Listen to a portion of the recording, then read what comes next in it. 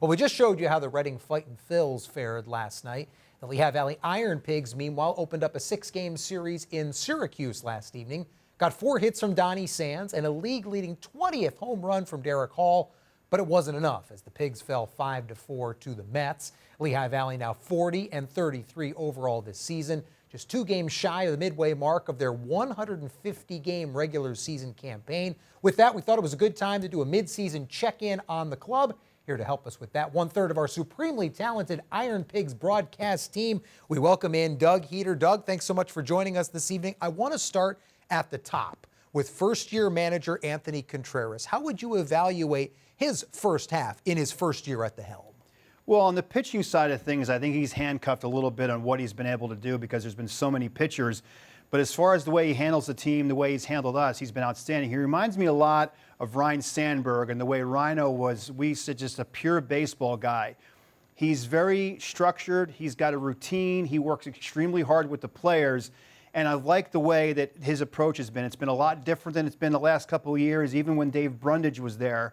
And it's just a matter, and these guys love him. They love playing for him. So he's a pure baseball guy and definitely someone that I believe has the aspirations of potentially managing at a higher level. Well, he's got this team 7 games over 500. To this point in the season, they've played really well on the road, and offensively, they've been great. Run differential of plus 25 right now. That's 8th best in the International League. So let's hand out some mid-season awards, and let's start with the first half MVP. Who you got? Yeah, this is not a hard one for me at all. I mean, it isn't, and it's Derek Hall, and I think it's just been the fact that Hall has been the most consistent player. First of all, he has played in all but 1 game, even heading into last night. He's played 72 of 73 games, all of them at first base. His average coming into last night, 271, tops among active roster players that have had at least 50 at-bats. He leads the team in runs scored. He leads the team in games played. He also leads the team with hits, total bases, 18 doubles, 20 home runs, and another RBI last night that gives him over 66. He's got 67. The other thing that's impressive about Hall is the fact that he's walked 30 times, which is tied for second on the team, and struck out only 60 times heading into last night in 71 games played. He's also got 5 stolen bases. His work ethic continues to be tremendous. He plays hard defensively. He has improved in so many things that I think people were on the fence about him last year. Can his defense carry over? Can his numbers, can he limit his strikeouts?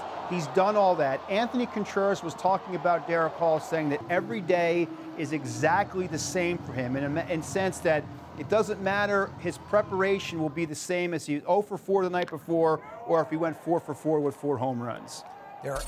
You said it, an obvious choice for first half MVP. I mean, at this point, he's in contention for International League MVP. He's been that good. You mentioned the strikeout rate, too, only at about 20% per his plate appearances. That's good for a slugger like Hall. He's got 17 multi-RBI games this season. When he knocks in 2 or more runs this year, Pigs are 13-4. So as Hall goes, this offense goes, and this team goes.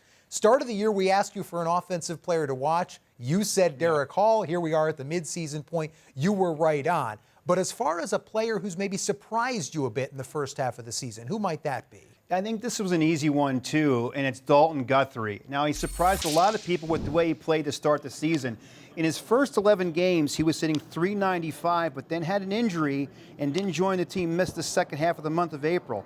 Heading into last night, he had played 45 games, hitting .283, second on the team with 30 runs scored. He's got 12 doubles, 6 on the team, 23 RBIs, 4th on the team, and 6 stolen bases. Here's what's been nice about Guthrie. He's played center, right, second, third, and short this season. Truly has shown versatility, with shortstop being his most natural position. But he was 7 for his last 9 prior to Tuesday night's game. 5 runs scored, 2 doubles, 3 home runs. He had 2 on Sunday and 8 RBI. His second and third career 4 RBI games. In the month of June, he's hitting .297, 12 runs scored, 4 doubles. And since June 15th against Buffalo, 9 games ago, he raised his average from .248 to .283. The versatility offensively, he can steal bases.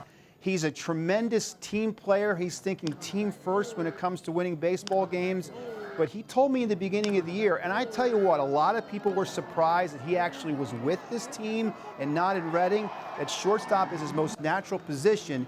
Yet now, with Moniak gone again, center field is where he's going to play, and he's played that very well defensively. So versatility in the field, that's obviously a huge bonus. And you talked about offensively, particularly what he did over the weekend, finishing a triple shy of the cycle both Saturday and Sunday. 15 hits now in his last 11 ball games. You talked about that average starting to get back up. 385 is his average over the last 11 games. We know baseball is a game of numbers. You can dig really deep into the numbers if you want. So give us a standout statistic for the first half of the season for the IronPigs. Well, this one for me is the fact that they have struck out less than they've, in a sense, on pace, less than they have walked. So here's what it is. It's the strikeout to walk numbers that Lehigh Valley's produced this year. They're fourth in the International League with 327 walks heading into Tuesday night's game. Only Oklahoma City had more at 356.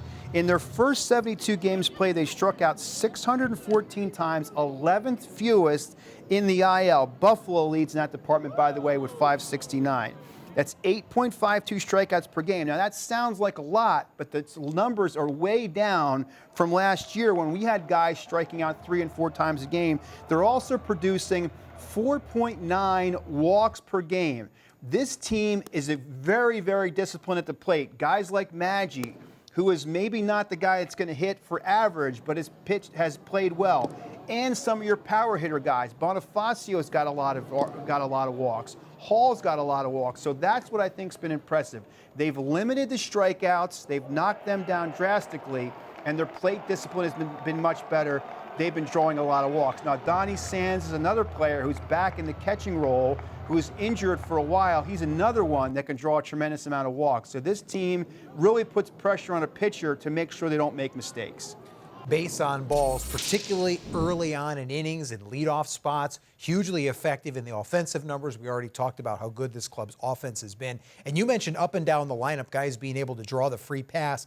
9 players with 20 or more walks this season, 3 with 30 or more, including Maggi, who leads the club with 34 base on balls so far. So at 40 and 33, they're 2 games away from the midway point of the season. It's a team that right now is only a game and a half back of division-leading Buffalo. So as we look ahead toward the second half of the season now, who's a player you've got your eye on for the second half of this year for Lehigh Valley? This one was a little bit tougher for me because it could potentially be a couple of the younger pitchers that are starting to play a little bit better. But I'm going to go with the guy that was injured in the beginning of the season and is now back behind the plate for Lehigh Valley and will most likely garner almost all of the catching duties with a day off here and there, and that's Rafael Marchand. Prior to Tuesday's game, now he struggled at the plate. He was 5 for his last 22, but in those 5 hits, he produced 4 RBIs and had 2 doubles. In the month of June, heading into Tuesday, in 19 games, he went 16 for 71, 7 doubles, 2 home runs, by the way, which were his first and second of his AAA career, 9 RBIs and 8 walks. It'll be interesting to see, with Marchand injured and now Donnie Sands back, because Sands guarded most of the catching duties, if Marchand isn't going to be that guy behind the plate. But his offensive numbers have been much better. He continues to handle the pitching staff. When he's off days, he DHs. He's a switch hitter in the catching role, so I think it's easily for me, position player-wise, this is a guy that a lot of people got to keep their eye on, and this is also a guy that could potentially help the Phillies out, if necessary, if they need that catcher due to injury. Marchand has hit safely in 5 out of his last 6, 12 of 20 in the month of June, and you mentioned being a switch hitter. To have that versatility at the plate with what he brings defensively behind the dish, he also runs fairly well for a catcher. Yes, we'll throw that baseball cliche out there. He's the guy that does a little bit of everything. That's an interesting pick going into the second half. Should be a fun second half of the season, Doug. Thanks so much for helping us look back on what's been a very good first half of the season so far. Well, looking forward to a team that's really interested in making a push for a playoff run, that's for sure.